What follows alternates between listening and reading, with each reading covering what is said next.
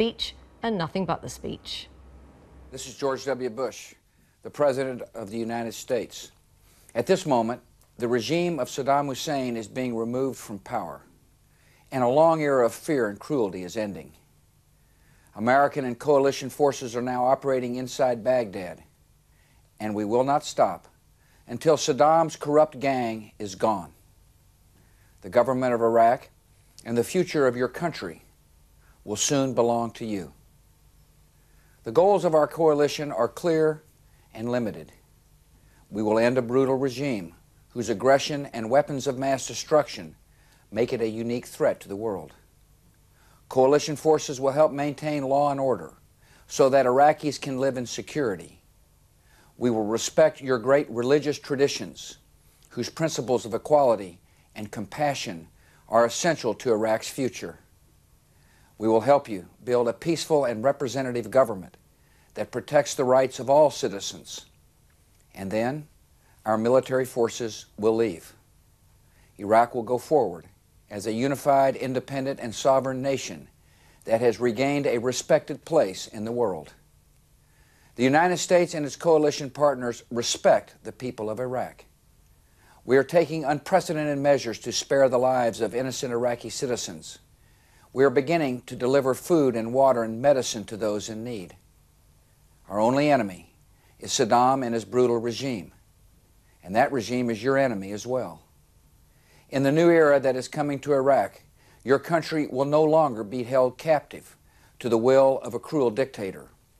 You will be free, free to build a better life instead of building more palaces for Saddam and his sons, free to pursue economic prosperity without the hardship of economic sanctions, free to travel and free to speak your mind, free to join in the political affairs of Iraq.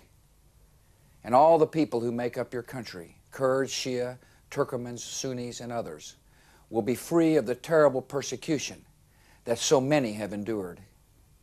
The nightmare that Saddam Hussein has brought to your nation will soon be over. You are a good and gifted people, the heirs of a great civilization that contributes to all humanity. You deserve better than tyranny and corruption and torture chambers. You deserve to live as free people, and I assure every citizen of Iraq, your nation will soon be free. This is Tony Blair, Prime Minister of the United Kingdom. I'm glad to be able to speak to you today to tell you that Saddam Hussein's regime is collapsing, that the years of brutality, oppression, and fear are coming to an end, that a new and better future beckons for the people of Iraq. We did not want this war, but in refusing to give up his weapons of mass destruction, Saddam gave us no choice but to act. Now that the war has begun, it will be seen through to the end. We will continue to do all we can to avoid civilian casualties. Our enemy is Saddam and his regime, not the Iraqi people. Our forces are friends and liberators of the Iraqi people, not your conquerors.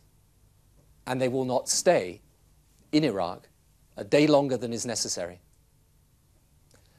I know, however, that some of you feared a repeat of 1991, when you thought Saddam's rule was being ended, but he stayed and you suffered. That will not happen this time. This regime will be gone and ended. And then we will work with you to build the peaceful, prosperous Iraq that you want and that you deserve. And this Iraq will not be run by Britain, or by the United States, or by the United Nations. It will be run by you, the people of Iraq. Our aim is to help alleviate immediate humanitarian suffering and to move as soon as possible to an interim authority that is run by Iraqis. That in turn will pave the way for a truly representative Iraqi government which respects human rights and the rule of law and spends Iraq's wealth not on palaces and weapons of mass destruction, but on you and the services you need.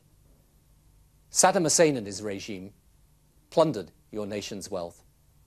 While many of you live in poverty, they lived lives of luxury. Saddam became one of the richest men in the world, his money stolen from you, the Iraqi people. The money from Iraqi oil will be yours, to be used to build prosperity for you and your families. I know too, from my meetings with Iraqi exiles who live in Britain, that you are an inventive, creative people.